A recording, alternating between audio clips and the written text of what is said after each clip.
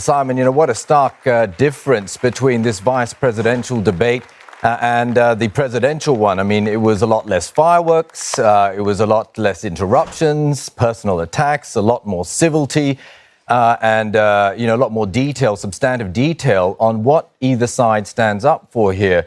But after the theatrics of the presidential debate, perhaps it was a lot less exciting. But the more important issue is, what will the voters walk away from with this VP debate in terms of making a better informed decision as to who gets into the White House? Well, I think that's an absolutely key question, Adam. And I think, unfortunately, one of the things that was entirely absent from this debate was any attempt by the moderator, Susan Page, to engage in any fact-checking whatsoever. So there were numerous false statements being made by both Mike Pence and Kamala Harris during the course of this 90-minute debate that the audience at home has no real way of mitigating, because the moderator made no attempt whatsoever, I don't think once during that 90-minute encounter, to push back against any of the falsehoods that were being articulated. I think 3 times during the course of the debate, Mike Pence turned to Kamala Harris and said, "You're entitled to your own opinions, but you're not entitled to your own facts," which many viewers, I think, will look on as being the height of irony, given how fast and loose the Trump administration generally has played with facts over the last 4 years, and specifically with the manner in which Mike Pence was playing fast and loose with facts about the Democrats' positions and their plans for the country. But equally, Kamala Harris had an opportunity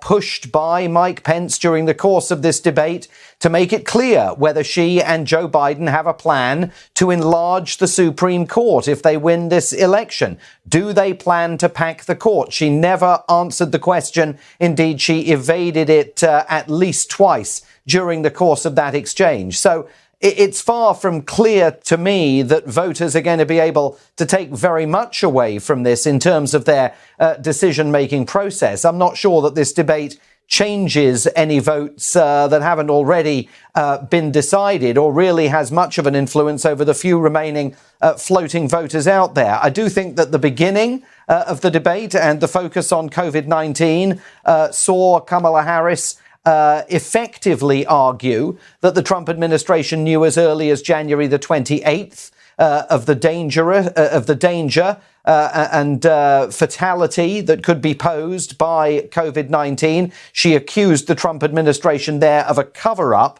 There was a very vibrant exchange over China with Kamala Harris accusing Vice President Mike Pence and Donald Trump of losing the trade war with China, but Mike Pence firing back and saying that Joe Biden was absolutely slavish to China during his time as Vice President of the United States. Kamala Harris suggested that a Biden administration would be much tougher on Russia than the president of the United States has been. Mike Pence started talking about Joe Biden's failure to back Barack Obama's decision to launch an operation that would kill, ultimately, Osama bin Laden. So, look, I think this was a relatively evenly poised, civil, cordial series of exchanges for the most part. But again, the fact that the moderator almost at times didn't even seem present in the room, was barely able to enforce the timing, kept getting rolled, particularly by Mike Pence, but a couple of times by Senator Kamala Harris, kind of colored the whole proceeding tonight, I think. All right, and Simon, let's get into the specific topics that discussed in this debate. Obviously, the spotlight was on someone who wasn't on the stage, and also, of course, focused squarely on COVID-19. Ms. Harris aggressively attacking Trump's administration, saying they try to cover it up, spread false information, and President Trump called it a hoax. Mr. Pence pushed back on criticism, citing, among other things, that the early effort to restrict air travel to China. I mean, let's listen into that exchange on COVID-19. They still don't have a plan. Well, Joe Biden does. And our plan is about what we need to do around a national strategy for contact tracing, for testing, for administration of the vaccine and making sure that it will be free for all. That is the plan that Joe Biden has and that I have, knowing that we have to get a hold of what has been going on and we need to save our country. The reality is, when you look at the Biden plan, it reads an awful lot like what President Trump and I and our task force have been doing every step of the way. I mean, quite frankly, when I look at their plan that talks about advancing testing, creating new PPE, developing a vaccine, it looks a little bit like plagiarism, which is something Joe Biden knows a little bit about. So, Simon, Vice President Mike Pence defending the president and his policies. What did you make of it? Did Mr. Pence right the ship? Well, we should probably explain to viewers that line about plagiarism and Joe Biden relates specifically to an earlier moment in Joe Biden's career when he was seeking the presidency many years ago and did plagiarize a speech by the then leader of Britain's Labour Party. So that has dogged him all the way through his career. Look, Kamala Harris did not go into details about what the Democrats' national plan is for dealing with COVID-19. She said they'll have one, but she was very wary of going into details about controversial issues here, like a national mask mandate, which is something that Joe Biden has talked about implementing, though he's not sure if, as president, he would have the legal ability to do it. Kamala Harris ripped into the Trump administration's record on COVID-19, saying that they had failed the country. Mike Pence turned that around and said, well, you're accusing Americans of failing themselves. You're saying that they didn't do enough. And in fact, the American public has done an enormous amount to try and battle COVID-19. It was Kamala Harris who said it's the ineptitude of the administration that was unwilling to tell the truth to the American people. She went after President Trump's determination that he didn't want to panic the American people over COVID-19. Look, I think there will be Democrats out there that are somewhat frustrated that Kamala Harris didn't go further and didn't openly challenge Vice President Mike Pence about how on earth he has been able to stand by President Trump's side day in, day out through what has been, she would argue, a recklessly handled government approach to COVID-19, but also through the many excesses that Democrats have identified within Donald Trump's administration over the last 4 years. And in the meantime, as a result of the pandemic, the U.S. economy has been absolutely decimated. One of the worst performances in the first half of this year. No, things are improving. There's still a lot of work to be done. And they had a vibrant exchange when, they were asked about their economic plans to right the ship, so to speak, in the U.S. Let's have a listen into what both had to say on that matter. Joe Biden will repeal that tax bill. He'll get rid of it. And what he'll do with the money is invest it in the American people. And through a plan that is about investing in infrastructure, something that Donald Trump said he would do. I remember hearing about some infrastructure week. I don't think it ever happened.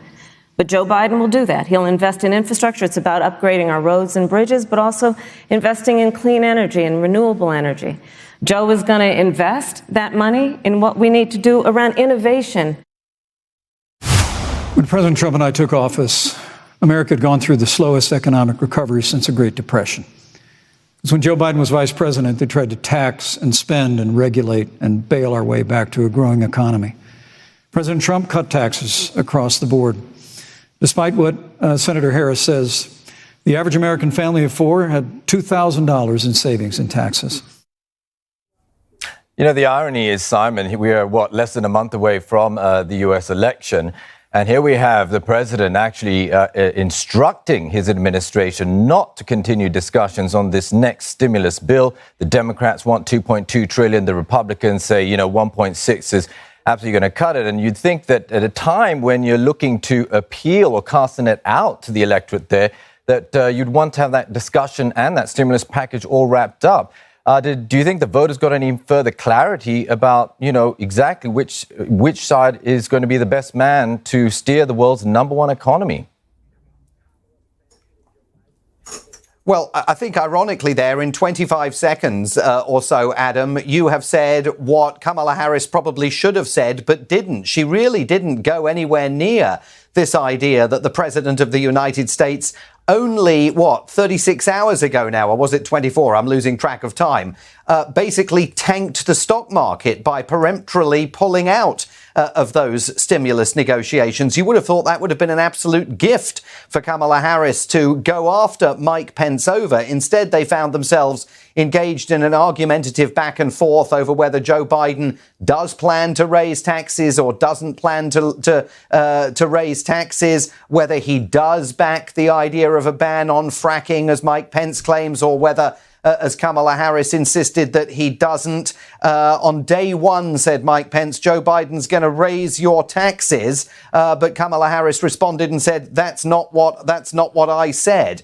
So I don't think that there was much in there for the American public to take away from either side. And it was definitely a missed opportunity that Kamala Harris didn't go after the Trump-Pence administration more heavily over the chaos and real uncertainty that President Trump's intervention, pulling the rug out from beneath those stimulus negotiations, has had across dinner tables all over the country where people need that fresh government assistance. I can't remember exactly the point at which it happened, but certainly on social media, if it wasn't during the economy section, I think it might have been during a later section on foreign policy, perhaps. But there was a fly that landed on Vice President Mike Pence's head and took up residence there for 2, maybe 3 minutes. And certainly on social media, the fly already now has its own Twitter account. I mean, it may well be that this debate ends up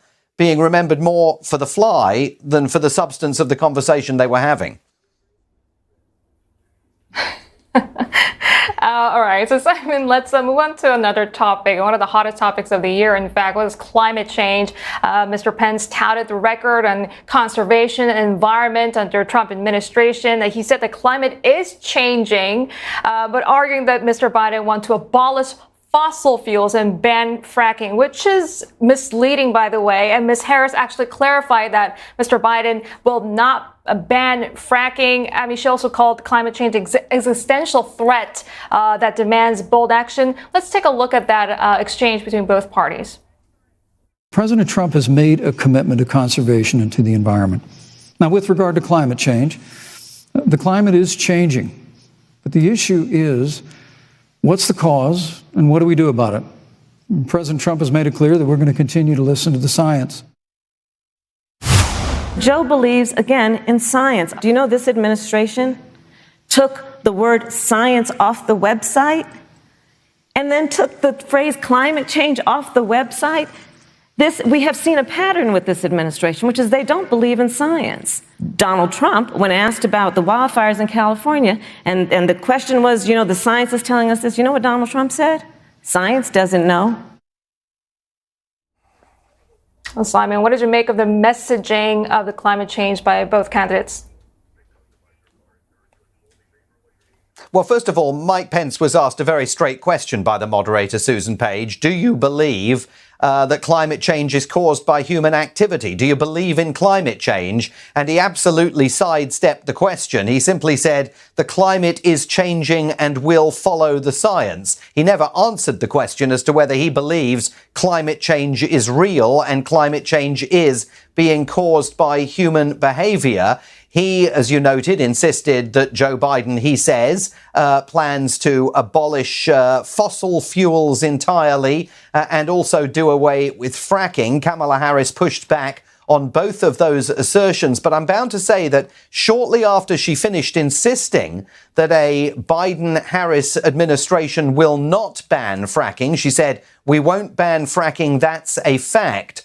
One of the more progressive members of the Democratic Party in the House of Representatives, Congresswoman Alexandra Ocasio-Cortez of New York, tweeted actually, fracking's quite bad, really. And that was certainly something coming from sort of the peanut gallery that was really not assisting Kamala Harris, at least on Twitter, as Kamala Harris tried to tell American voters that fracking is completely safe in the hands of Joe Biden and herself if they get elected, with a very prominent, younger, more left-wing Democrat intervening on Twitter and indicating that a ban on fracking is definitely something that the left of the Democratic Party wants to see.